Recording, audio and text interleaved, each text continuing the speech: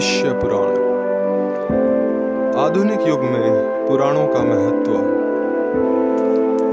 पुराणों में सर्ग, प्रतिसर्ग, वंश, मनवंतर तथा वंशानुचरित्र का नियमानुसार वर्णन किया गया है। जन समाज में पुराणोक्त भावी घटनाओं के प्रति विशेष आकर्षण है। प्रश्न यह है कि भावी घटनाएं कहाँ से पैदा हुई, इस पर तर्क करना व्यर्थ है तथा भविष्य पर दृष्टि रखना ज्ञानमय है। पुराण, साहित्य, तर्क अथवा प्रमाण द्वारा जांचने का विषय नहीं है। इनमें घटित घटना या आगे वाली जो घटनाएं होने की कल्पना की गई है उन पर ध्यान देना तथा घटित घटना के आधार पर अपने को संभालना ही विशेष लाभदायक है, क्योंकि इसका निर्माण अल्प शिक्षित या अशिक्षित समुदाय को धर्म, ज्ञान, कर्म, नीति, चरित्र, मर्यादा, सद्व्यवहार संबंधी सद्व्यवहार की प्रेरणा के लिए किया गया है। जिन लोगों को कतिपय कारणों से पढ़ने लिखने का सौभाग्य नहीं प्राप्त हुआ है, वह लोग भी सत्संग, लीला, कथा, कहानी के द्वारा सुनकर उचित अनुचित समझकर अच्छाइयों को ग्रहण करने हेतु रचा गया है। विशेषकर मध्यकाल में जब वर्ण व्यवस्था अधिक संकीर्ण हो गई तथा ब्राह्मण, क्षत्रिय, वैश्य को ही प्रधानता देकर चतुर्थ वर्ण को श्रुति अंतर्गत आने वाले ज्ञान से वंचित कर दिया गया। उस समय जन साहित्य के रूप में पुराणों का निर्माण पिछले संदर्भों को लेकर किया गया। जैसा भविष्य पुराण में जन्मेजय के पुत्र राजा शतानीक के यहाँ उपस्थित समस्त मुनिगणों से राजा ने प्रश्न किया कि हे मुनिगण, आप लोग लोक कल्याण हेतु ज्ञान अर्जन करते हैं, इसलिए हमारे पर कृपा करके यह बताने की कृपा करें कि श्रुत्यादि, वेद आदि ज्ञान, मनुस्मृति इत्यादि धर्म पुस्तकें जिनमें ब्राह्मणादि वर्णों के लिए ही रचा गया है, किंतु चतुर्थ वर्ण के लोगों के उद्धार के लिए कोई विशेष स्थिति नहीं है। कैसे वे लोग धर्म, अर्थ, काम, मोक्ष की प्राप्ति कर सुखी हों।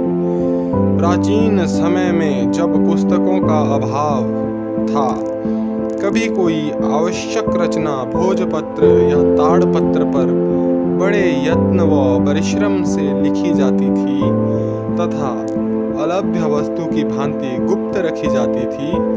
इससे सभी श्रमजीवी वर्ग, कृषक वर्ग आदि चतुर्थ वर्ण के लोग, जिनका पूरा समय सेवा व श्रम में व्यतीत होता, मनुष्योपयोगी ज्ञान से वंचित रहते थे। ऐसी दशा में मुनिगण यदि लोक कल्याणार्थ पुराणों, लीलाओं तथा कथाओं के माध्यम से उन तक ज्ञान ना पहुंचाते तो उन लोगों का मानव जीवन व्यर्थ ही जाता तथा अपने कल्याणार्थ धर्म, अर्थ, काम, मोक्ष के लिए कुछ भी नहीं कर पाते।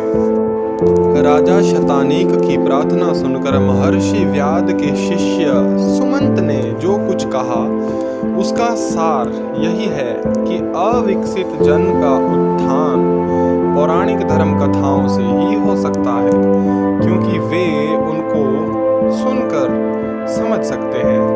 साधु साधु महाबाहो पृष्ठोस्मि मानव, शृणु मे वदतो राजन पुराण नवम महत्। इदं तु ब्राह्मणा प्रोक्तं धर्मशास्त्रं मुक्तमं, विदुषा ब्राह्मणे वे मध्येत्यं प्रत्यतनतः शिष्येभ्यश्चैव वक्तव्य चातुर्णेभ्य एव ही। सत साहित्य का लक्षण यही है कि जन साधारण का हित हो। आरंभ में पुराणों की रचना सरल भाषा में आध्यात्मिक क्षेत्र में प्रवेश पाने वाले लोगों को कथा, दृष्टांत, रूपक, उपमा आदि शैली के द्वारा सृष्टि रचना तथा दैव शक्तियों का परिचय कराया। इससे पुराणों की घटनाएं सत्य, धर्म, अर्ध सत्य, कल्पना प्रसूत सभी प्रकार की हो सकती हैं, किंतु उनके भीतर प्रवाहित ज्ञान शाश्वत सत्य है। इसमें कोई दो विचार नहीं हो सकते। वैसे बाल बुद्धि वाले मनुष्यों को ज्ञान कराने के लिए रोचक बनाने में अतिशयोक्तियों का भी सहारा लेना पड़ा होगा, जो सामान्य बात है।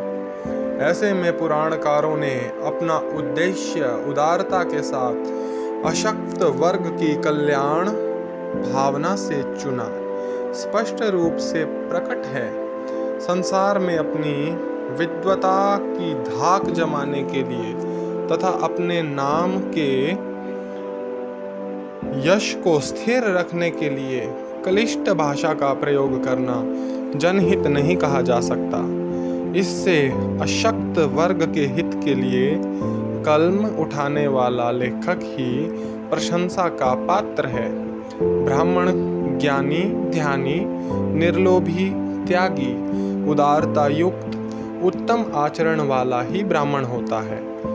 उच्चता का मापदंड खान पान, रहन सहन, बात विचार तथा आचरण व दुराचरण है, जिनका उपयुक्त व्यवहार सार्वभौम है, उत्तम है। जिनको कुछ लोग अपनाते हैं, मध्यम कहा जाएगा। देवता सांब ने श्री कृष्ण से पूछा, हे जनार्दन, कुछ लोगों का देवता में सहज विश्वास होता है, किंतु कुछ लोगों के मत में देवता नामक कोई अस्तित्व नहीं है। इनमें आपकी विशिष्ट सम्मति क्या है, दीजिए। भगवान कृष्ण ने कहा, आगमों में देवताओं के अस्तित्व को स्वीकारा गया है। जो देवता अवश्य होते हैं, अनुमान द्वारा भी अनुभव किए जाते हैं, प्रत्यक्ष प्रमाण द्वारा भी जाने जा सकते हैं। उदाहरण स्वरूप सूर्य प्रत्यक्ष देवता भगवान सूर्य है, जो समस्त जगत के नेत्र तथा दिन का सृजन करने वाले हैं। इन्हीं के द्वारा यह समस्त जग काल युगादि उत्पन्न होता और लय होता है। इनसे अधिक ना कोई प्रत्यक्ष है, ना हुआ होगा। इतिहासों पुराणों में इनको अंतरात्मा बताया गया है। इनकी उपासना नित्य करके लोग सुखी होते हैं। देव की परिभाषा, जो सबका उपकार करे वही देवता है तथा सबको कुछ ना कुछ देता है। इससे सारे संसार का मूल स्रोत सूर्य भगवान ही है। आदित्य आदि देव होंगे।